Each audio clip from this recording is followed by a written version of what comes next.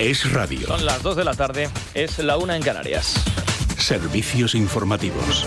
Es un hecho que cada vez se observa con mayor claridad. Lo van a comprobar ustedes enseguida. El gobierno pretende que las próximas citas electorales que vamos a tener en España, incluso las elecciones, por ejemplo, en Castilla y León, van a ser el 15 de marzo, se disputen sobre el inestable terreno de juego de la ofensiva en Gaza. Y lo mismo le va a suceder probablemente a Netanyahu, que como otros también tiene serios problemas con la justicia, no es el único al que le sucede. Ayer apuntábamos que la contienda electoral se va a disputar sobre otro terreno, que es el del falso dilema. Un terreno en el que, de forma como siempre demagógica, se nos presentarán dos puntos de vista, como si fueran las dos únicas opciones posibles. Y aunque existan otras muchas alternativas, y existan muchísimos matices, no se le vaya a dar opción ninguna de manifestarlas a quienes pretendan explicarlas, porque van a ser rápidamente cancelados, criticados y silenciados. El procedimiento en realidad es bien sencillo. Como siempre hay una línea, si lo prefieren un muro, que esto le pega bastante más al presidente del gobierno, que por supuesto edifica Pedro Sánchez. Esta línea está marcada por unas fronteras que traza el presidente. Lo de Gaza es un genocidio, por ejemplo, hay que expulsar a Israel de las instituciones, hay que expulsarla también de las competiciones deportivas y en su defecto no hay que participar en ellas y por supuesto hay que aplaudir el boicot a la vuelta. Estos son los postulados esenciales. Cualquier matiz en este discurso supone situarse en el lado incorrecto de la historia y estar a favor de Netanyahu y de que mueran personas de hambre. Añadir matices a este discurso, por ejemplo, Netanyahu debería frenar de una vez porque la situación es insostenible. Preguntarse que si, como dice Pedro Sánchez, hay que expulsar a Israel de las instituciones, ¿por qué no se rompen ya las relaciones institucionales o diplomáticas con Israel? O cuestionar por qué España no se retira de la clasificación del Mundial de Fútbol y condenar las algaradas violentas que reventaron la Vuelta a España. Hacer todo esto supone, en los términos en los que lo plantea el gobierno, apoyar un genocidio así, sin mayores matices.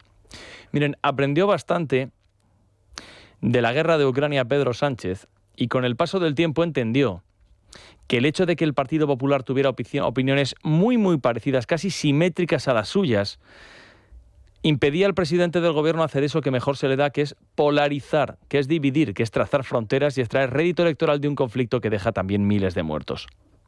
Y este es el motivo por el que el presidente ha optado por ir allí, hasta donde no ha llegado ningún otro dirigente europeo. Y la explicación de que Pedro Sánchez haya exacerbado su discurso y lo haya radicalizado hasta el punto de obtener el aplauso del grupo terrorista Hamás. Esto es lo de siempre. Es el peligroso conmigo o contra mí, en el que se suelen mover algunos dirigentes públicos. Y este es el motivo por el cual el gobierno se va a mover en este eje, que según habrá observado o le habrá dicho Tezanos a Pedro Sánchez, le está dando ya numerosos réditos demoscópicos, al menos de momento, según parece. Es la idea de la que estábamos hablando ayer, que las próximas elecciones el gobierno pretende que se jueguen en el eje bipolar para que usted decida de qué bando forma parte exactamente. ¿Está usted con los que quieren la paz o con los que quieren que continúe la guerra? ¿Está usted con los que quieren la vida o con los que disfrutan viendo morir a inocentes?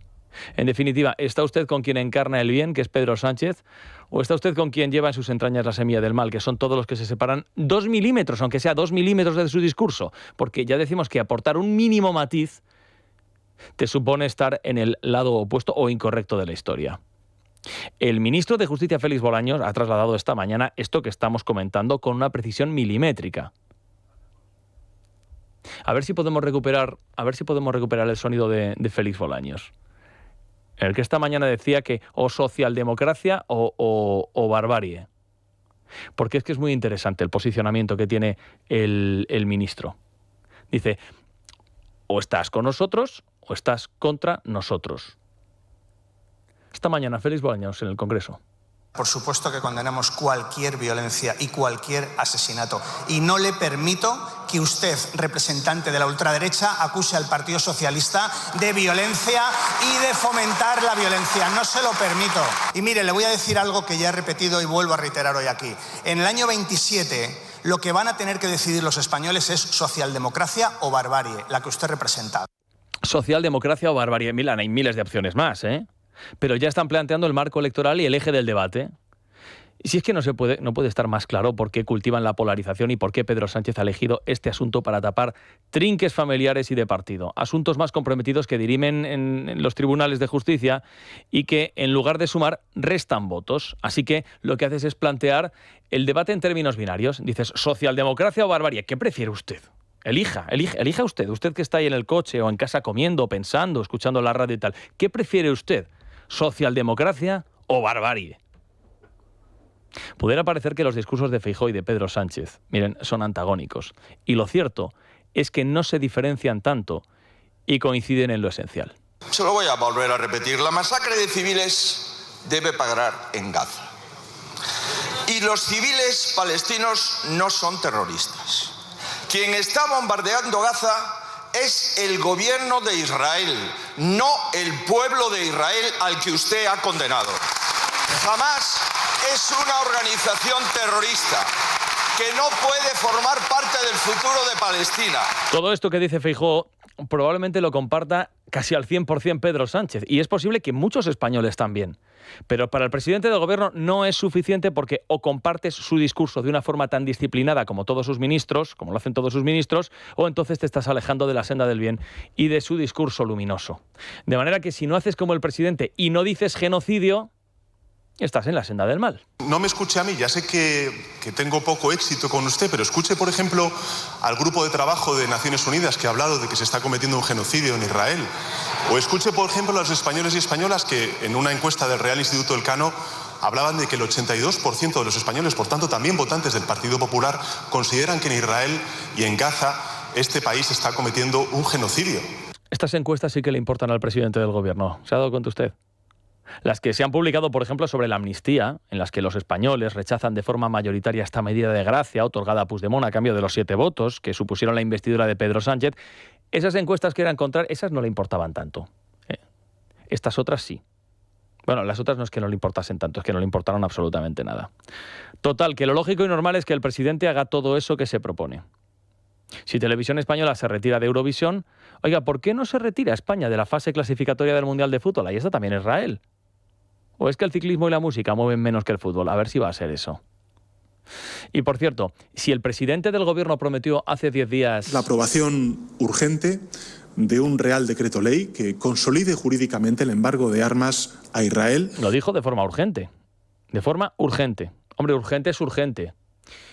Pero el término urgente puede ser muy elástico en la boca del presidente del gobierno. Han pasado 10 días. ¿Y por qué no se ha hecho ya, Pachi?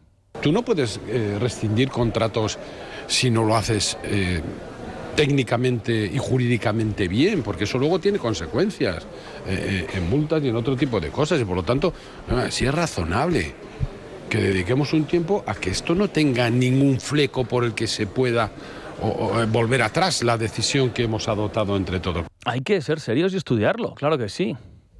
Miren, lo que hubiera hecho un gobierno serio hubiera sido, en primer lugar, analizar con detenimiento qué problemas pueden provocar para nuestra propia seguridad la rescisión de los contratos con Israel. Luego hubiera pensado en otros proveedores para proceder a sustituirlos. A continuación hubiera valorado si es posible una sustitución que no nos perjudique y más tarde hubiera examinado con mucho detalle la letra pequeña de los contratos, las cláusulas y las consecuencias de una cancelación. En última instancia, lo que se hubiera hecho es mirar con detenimiento los aspectos jurídicos y posibles problemas legales derivados. Y al final, solamente al final, después de haber hecho todo esto, el presidente del gobierno podría haber hecho el anuncio pública y tranquilamente. Esto es lo que habría hecho un gobierno serio y lo que haría cualquier empleado serio en cualquier empresa. Pero que, bueno, de lo contrario, claro, lo que te puedes encontrar es que haces un anuncio, adoptas un paquete de medidas, una de ellas dices que se va a adoptar de forma urgente y luego no lo puedes cumplir, que es la especialidad del presidente del gobierno. Pero luego Pedro Sánchez, claro, como está tan necesitado de titulares, pues primero dispara y luego pregunta, dispara con el anuncio y luego pregunta cómo se hace exactamente. Manera muy interesante de hacer las cosas que refleja una manera de trabajar bastante poco eficaz y operativa. Así que lo único que persigue el presidente es que los españoles lo vean como un hombre comprometido con el bien, que está al margen de los que por supuesto quieren el mal.